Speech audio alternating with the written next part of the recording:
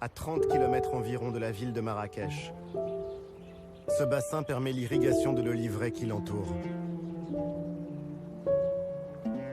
La Ménara. On ne compte plus les légendes qui sont nées de ce lieu.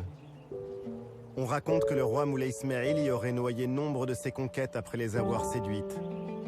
D'autres disent que sous le bassin se trouve le trésor que le sultan Abou Bakr ibn Omar aurait rapporté d'Orient.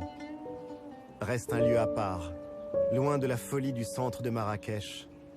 Une promenade pour les amoureux.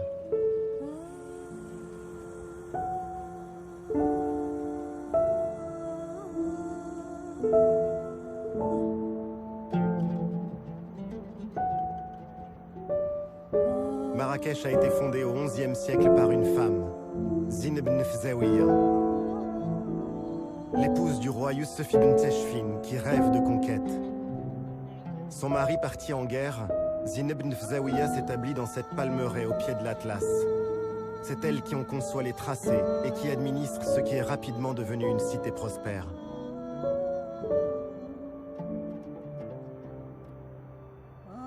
Derrière ces remparts robustes, Marrakech, la ville impériale, est devenue l'une des capitales du tourisme mondial. Mais même au cœur des lieux les plus visités, l'âme de la ville est restée vivante.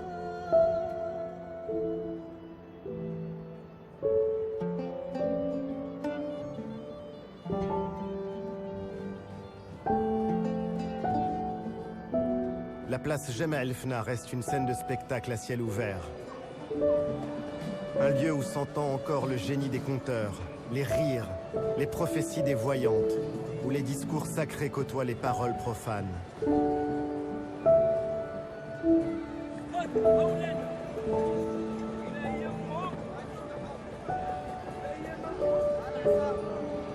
Jemaa el-Fna garde le souvenir de ce temps où le réel et l'imaginaire se confondaient.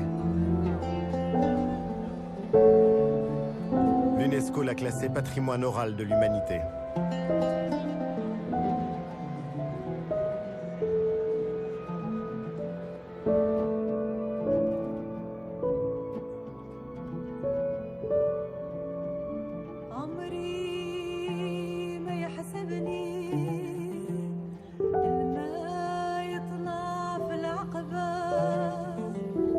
Cette âme de Marrakech, on la retrouve encore en flânant dans les jardins majorels, du nom de ce peintre français tombé amoureux du Maroc.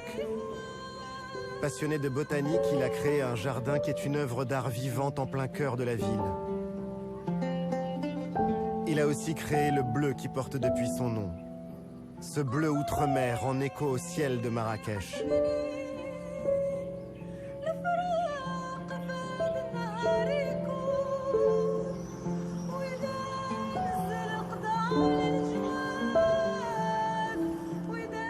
Le bleu et le rouge, celui de la ville et de son monument le plus haut, le minaret de la Koutoubia dont chacune des façades est différente de l'autre.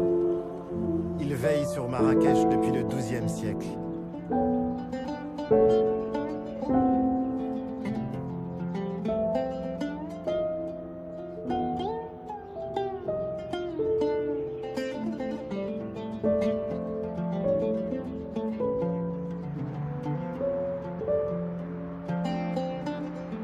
Il faut dire que la ville s'est considérablement agrandie, et notamment pour accueillir les touristes.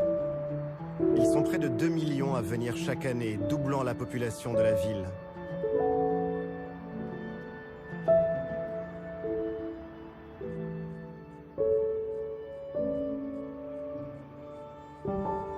Beaucoup font le voyage et viennent à Marrakech pour jouer au golf.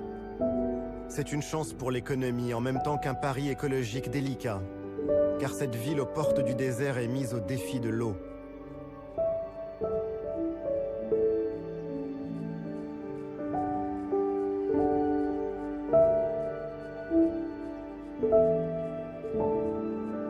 La demande explose et il faut préserver les ressources. Depuis peu, on cherche à maîtriser ce qui peut l'être. Certains golfs sont arrosés avec des eaux usées.